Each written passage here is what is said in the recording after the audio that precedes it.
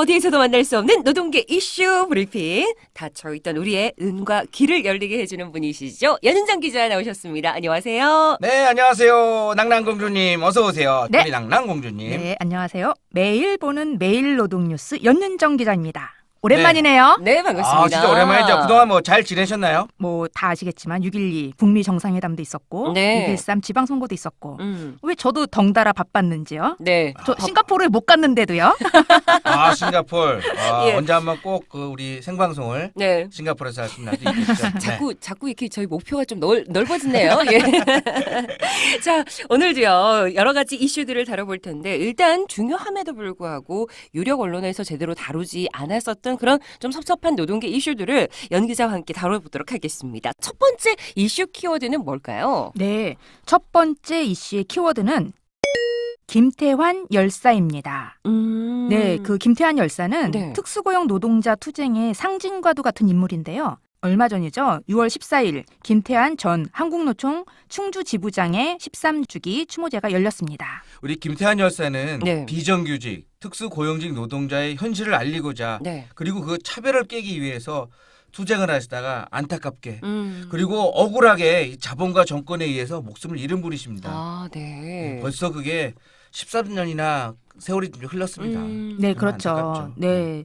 그러니까 2005년 네. 6월 14일 일어나지 말았어야 할 일이 일어났는데요. 고 김태환 지부장이 네. 특수고용직 노동 3권 보장, 그리고 임단협 체결 등을 요구하면서 투쟁했던 이 충주 지역의 레미콘 노조, 이제 세 개의 노조가 싸우고 있었는데요. 네. 예, 이 노조의 투쟁을 지원을 하다가 회사 쪽이 고용한 대체 용역 차량에 깔려서 숨지게 됐습니다.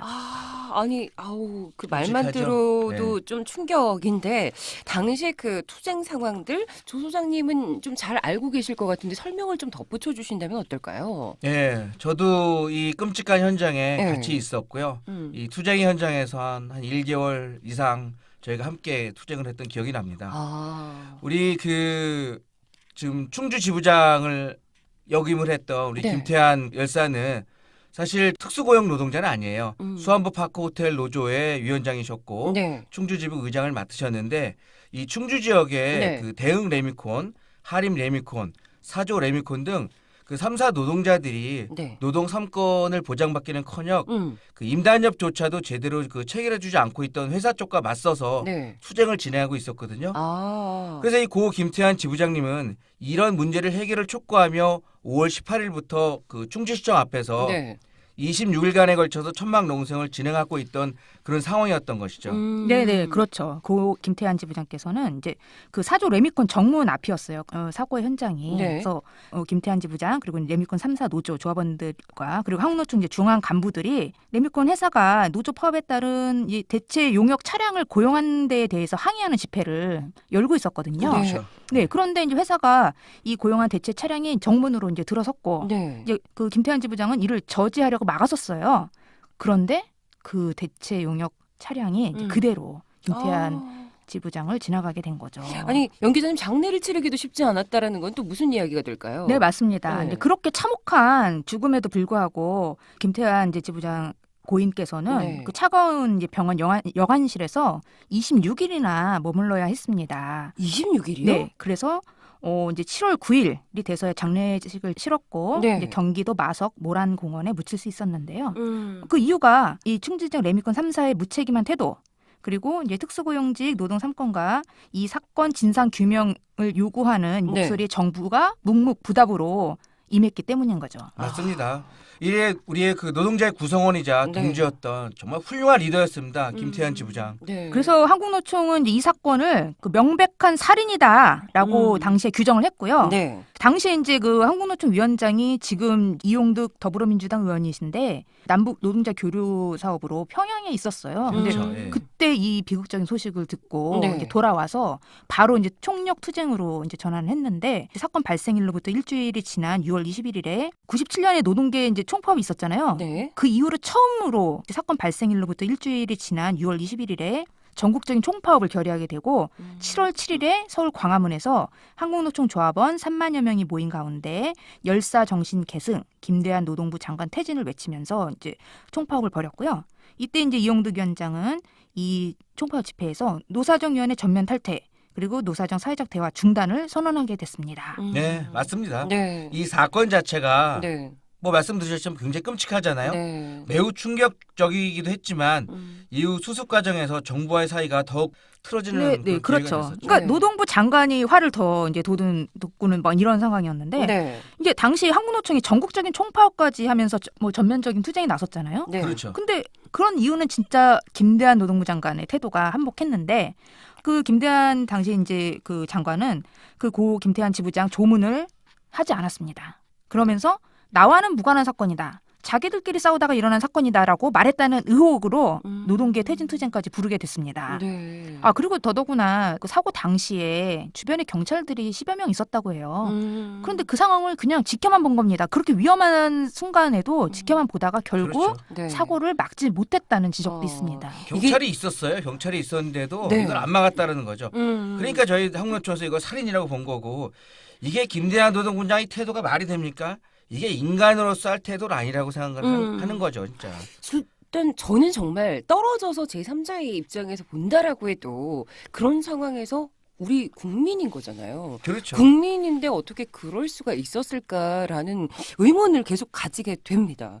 여전히 김태환 열사의 뜻을 기리기 위해서 많은 분들이 노력을 하고 계실 텐데 또 추모사업 같은 경우는 어떻게 진행이 되고 있을까요? 네, 한국노총은 김태한 기념사업회를 구성을 해서 매년 김태한 열사 추모제를 열고 있고요. 네. 또 매년 1일 주점을 열고 이제 그 모은 기금으로 유가족을 돕고 있습니다. 네. 그리고 또 2013년부터 김태한 노동상을 제정을 해서 올해 이제 5회를 맡게 됐는데 네. 올해 김태한 노동상에는 핸즈식스 노조가 수상을 했고요. 네. 지난해 8월에 사내하청 업체의 비정규 노동자 조직화를 위해서 지역 노조를 설립하고 비정규 노동자 219명을 정규직으로 전환한 성과를 인정받아서 이렇게 노동상까지 이제 수상하게 됐습니다. 그렇군요.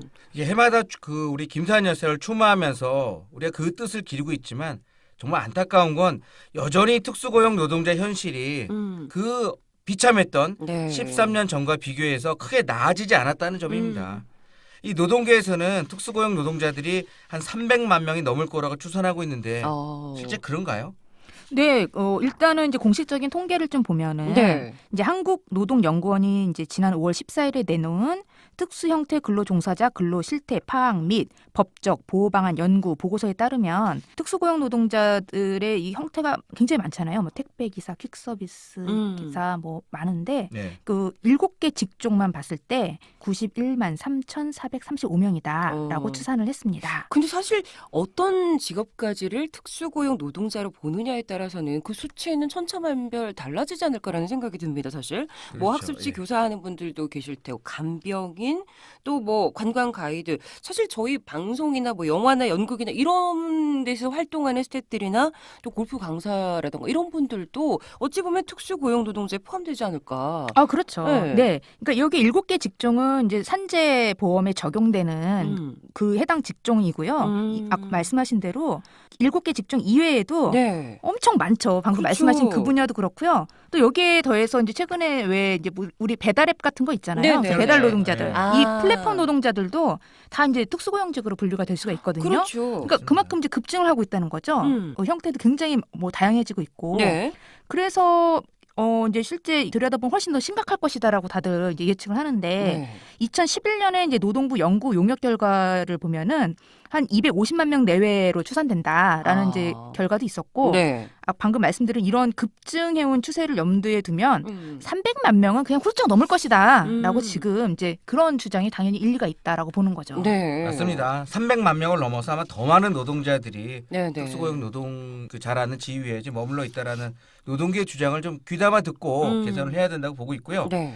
그 지난해 국가인권위원회가 고용노동부 장관에게 특수고용 노동자의 노동 3권 보장을 위한 별도의 법률을 제정하거나 네. 노조법상의 근로자에 포함되도록 관련 조항을 개정하라 권고를 했거든요. 아. 그래서 노동부도 수용하겠다고 했어요. 네네. 근데 이게 어떻게 될 것 같나요? 사실 이게 늘 그 정부로만 가면 나몰라라 하는 그런 상황이 좀 있었는데 네. 좀 어떻게 나아질까요? 네, 그 문재인 대통령은 이제 대선 후보 시절에 주요 공약으로 특수고용직 노동 기본권 보장을 약속을 했는데 네. 지금 문재인 정부 출범 1년이 넘었지만 아직도 감감무소식이죠. 네. 아직도 그렇죠. 그러니까 이제 정부와 국회가 이 특수고용직 기본권 보장을 이게 지체하고 있는 사이에 특수고용 노동자들은 이제 고통을 겪고 있잖아요. 그렇죠. 근데 이제 계속 이제는 더 이상 미루지 말고 특수고용 노동자들의 노동 상권을 보장하기 위해서 나서야 되고요. 그것만이 김태환 열사 희생을 헛되이 하지 않는 길이 아닐까요? 아, 맞습니다. 네네. 진짜 김태환 열사 네. 정말 희생하셨잖아요. 근데 문재인 대통령 뭐 하는 겁니까? 오죽했으면 얼마 전에 네. 우리 택배 노동자들이 청와대에 택배 박스를 150개를 보냈답니다. 이거 뭐냐면 네. 그만큼 특수고용 노동자인 그 택배 노동자들 고충을 이해해달라 이런 요구거든요. 네. 문재인 대통령이 더 이상 이걸 어물쩍 넘어가지 않고 해결을 해야 되는 것이죠. 네. 그것이 억울하게 희생한 네. 우리 김태환 열사 희생을 헛되지 않는 거라고 생각을 합니다. 네, 이전 대선 후보 시절 주요 공약으로 또 내걸었기 때문에 그에 대한 책임이라고 할까요? 이런 부분에 있어서 대통령이 꼭 대답을 해 주시길 국민의 한 사람으로서 바라도록 하겠습니다. 또 김태환 열사의 바람대로 차별 없는 세상, 이 차별 없는 세상이 꼭 실현되길 바라면서 저희가 또 다음 이슈로 조심스레 넘어가 보겠습니다. 네, 다음 이슈를 보면요. 네. 노동계 와해 공작의 산물 국민노총입니다. 야, 이건 뭐 공작의 산물 그러니까 네, 뭐 네, 영화 네. 제목도 아니고 네. 상당히 그 어마무시하네요. 네, 그러네요. 네. 아니 뭐 이거와 관련해서 며칠 전에 사실 저는 이게 최초가 아닐까 생각을 하는데 놀랐어요. 고용노동부에 대한 검찰의 압수수색이 있었잖아요. 2018년 6월 19일 YTN 뉴스. 이명박 정부 시절 국정원의 노조 분열 공작을 수사하는 검찰이 고용노동부를 상대로 압수수색을 벌였습니다. 검찰은 이동걸 당시 장관 정책보좌관이 공작에 관여한 것으로 의심하고 있습니다.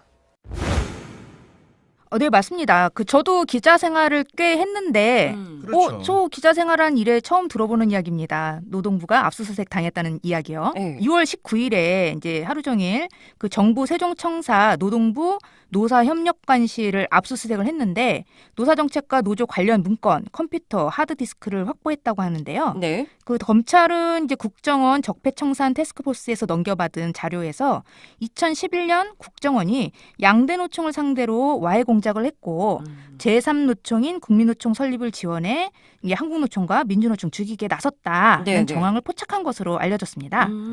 예, 그래서 이제 이날 압수수색은 당시 노동부가 국정원이 주도한 노조와의 공작에 관여한 사실이 있는지 네. 파악하기 위해서 이루어졌다고 하네요. 예, 사실 저는 몰랐어요. 국민노총이라는 그렇죠. 그 조직이 있는지 몰랐고 사실 한국노총, 뭐 민주노총은 익히 알고 있었지만 국민노총을 모르다가 엊그저께 이제 저도 뉴스를 보고 알게 됐거든요. 아마 많은 분들이 모르실 텐데 이게 어떤 단체일까요? 네, 방금 말씀하신 대로 네. 국민노총은 현재 2친 존재죠.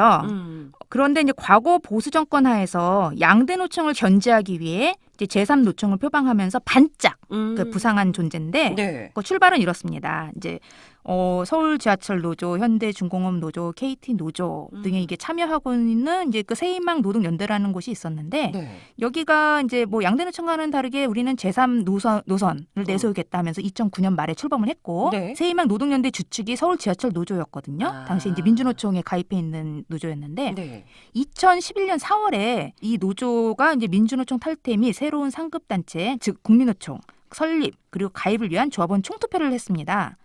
그래서 이때 53.02% 찬성으로 민주노총을 탈퇴를 했죠. 아니 그 뭐 제3의 노총을 뭐 국민노총이라고 해서 그걸 뭐 표방한 것까지는 좋은데 네. 이게 이제 출범과 동시에 이제 문제가 많이 발생을 했었잖아요. 대체 무슨 문제 때문에 그랬는지 우리 좀 더 부연해 설명해 주시면 좋겠네요. 네, 그렇죠. 이제 그 설립 찬반 투표 결과에 대한 논란이 있었던 건데 이 서울 지하철 노조 규약상에 보면은 민주노총에 가입한다라고 이제 분명히 명시가 돼 있었고 그러면 이 규약을 변경하는 데는 이제 제적 구성원 과반 참석과 참석 인원의 3분의 2 이상의 찬성이 필요하거든요. 네. 근데 방금 말씀드린 게 53.02% 찬성이었잖아요. 네. 3분의 2를 충족시키지 못했잖아요. 안 되네요, 아. 당연히. 그러니까 3분의 2가. 예. 당연히 이제 민주노총 탈퇴는 부결이다라는 주장이 제기됐잖아요. 그럼에도 국민노총은 그 같은 해 11월 2일에 고용노동부에 설립 신고서를 제출을 했고 네. 11월 7일 5일 뒤에 노동부가 이제 국민노총에 설립 신고증을 교부한 거죠. 네. 이때 이제 국민노총 위원장이 정현수 위원장인데 이 정현수 위원장이 바로 서울지하철 노조위원장이거든요. 이분이 당시에 우리는 40만 명의 조합원이 가입하는 노총을 만드는 것이 목표다라고 주장을 했고 네. 요때 처음 만들어졌을 때는 100개 노조에서 조합원 1만 7천여 명이 가입한 상태였습니다. 아, 이것도 확실한 거 아니잖아요, 사실. 본인들이 주장한 거지, 그죠? 요거요? 네. 요거는 확실할 걸요. 확실한가요? 네. 아, 뭐, 본인들은 3만 명이라고 주장했죠. 본인들은? 네. 근데 좀 설명을 이렇게 쭉 듣다 보니까 위법 논란이 있는 게 사실이잖아요. 근데 그렇죠. 그럼에도 불구하고 정부가 설립 신고서를 내줬다. 그 부분이 조금 저는 의심해 볼 그런 연결고리가 있지 않을까라는 생각이 좀 드는데요. 그렇죠. 음. 의심을 할 만한 연결고리가 당연히 있는데 네. 우선 이제 국고 지원이 이루어졌는데 오. 일단은 이제 국민노총이 설립신고증 받은 그 이듬해인 2012년에 이제 국고 지원을 처음으로 받았는데 네. 당시에 이제 노사 갈등 해소 지원센터라는 걸 만들었어요. 그래서 뭐 전국적으로 이제 그 뭐 또 분소를 두는 뭐 이런 센터였는데 여기 운영 자금으로 4억 원을 받았고 네. 또 국민노총 소속 세계 노조가 이제 1억 500만 원을 또 지원을 받고 아무튼 요때 한 총 6억 원 정도를 지원받았다고 하더라고요. 그리고 당시 이채필 노동부 장관 정책 보좌관인 이동걸, 그러니까 지금은 현재는 이제 경남진호위원장인데 이분이 국민노총 설립에 깊숙이 개입했다는 의혹이 당시에부터 제기가 됐었거든요. 근데 이 이동걸 정책보좌관이 바로 이 국민노총에 가입한 KT 노조 위원장 출신인 거죠. 아. 이분이 이게 현직이 아직 있다라는 거죠. 예, 현직 경남진호위원장입니다. 아, 우리 청취자분들, 우리 이동걸 이 이름 세 글자 기억해 주시고요. 사실 그 이게 국민노총에 예산이 배정됨으로 인해서 한국노총이 상당히 어려움을 때 많이 겪었던 거죠. 이건 역시 이제 한국노총에 대한 그 고용노동부의 탄압인데 그 한국노총에 대한 국고 보조금을 대폭 이제 줄였죠. 그리고 한국노총의 최저임금위원회와 근로시간 면제 심의위원회의 그 노동자 위원 몫을 이 국민노총에 배정을 했어요. 그래서 MB 정부가 이렇게 대놓고 이거 지원을 한 거죠. 그럼에도 불구하고 사실 국민노총 오래가지 못했잖아요. 일단은 아까 찬반 투표 결과 논란이 있었다 그랬잖아요. 네. 근데 이게 법정으로 갔는데 2012년 7월에 서울고법이 서울 지하철 노조 민주노총 탈퇴는 무효다라는 원심을 확정했습니다. 그러니까 1, 2심에서 다 다 이제 무효다라고 네. 이제 인정을 한 거죠. 네. 그러니까 결국 이 정현수 이제 서울 지하철 노조 위원장이 이제 2013년 1월 말에 임기 종료였거든요.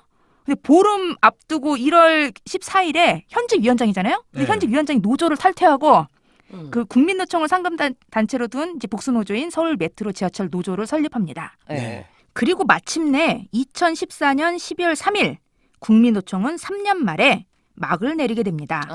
3년 만에 막을 네, 내렸네요, 그렇죠. 진짜. 그러니까 이명박 정권 하에서 탄생한 국민노총이 정권이 바뀌자 돈도 없고 백도 없으면서 자진 해산의 길을 걸은 거 아니냐 이런 거고요. 이때 정부가 집계한 국민노총 소속 조합원이 2만 200여 명이더라. 그러니까 결국은 네. 3년 만에 별로 그렇죠. 늘지도 않았네요. 뭐 조합원도 안 늘고 네. 그 이명박 정권의 그 보호를 좀 받다가 네. 결국 이제 그 자진해산 무너지게 된 거죠. 그러면 이제는 이제 기다려 볼게. 검찰 수사 결과만 기다려보면 되는 건가요? 그렇죠. 그 원세훈 당시 국정원장이 양대 노총을 견제하려는 목적으로 국민노총을 지원한 것이 네. 것으로 밝혀진 만큼 네. 그 정황들이 이제 앞으로 좀 더 구체적으로 나오지 않을까 이제 보는데 네. 이 결국은 이제 검찰 수사의 칼끝이 노동부에 이어서 이제 어디로 향할지 지금 관심이 모아지고 있고요. 네. 와, 근데 정말 네. 수사 좀 제대로 했으면 좋겠어요. 요즘 뭐 아까 승주 씨 대법관들도 못 믿겠고, 네. 예? 이게 뭐 국정원이 그 양대 노총 상대로 이게 이 공작이나 하고 있고 거기에 네. 또 노동부가 춤추고 있는 이런 상황만 있잖아요. 좀 검찰이 정말 제대로 한번 수사를 좀 했으면 정말 네. 좋겠습니다. 그 결과를 많은 분들이 눈 크게 뜨고 지켜보고 있다는 사실을 꼭 기억해 주시길 바라겠습니다. 오늘도 꼭 챙겨야 할 노동계 이슈들 함께 짚어봤는데요. 오늘 연 기자님과 함께한 내일 이슈 여기서 마무리를 해야 할 것 같습니다. 아 벌써? 네. 야 정말 시간 우리 연기 낙랑공중이랑 있으면 네. 정말 시간이 그냥 후딱 가는 것 같아요. 원래 아쉬울 때 보내드려야 됩니다. 그래야 다음이 또 기대가 되죠. 네, 그럼 다음을 기대하면서 우리 연 기자님 오늘도 수고하셨습니다. 고맙습니다. 네, 감사합니다.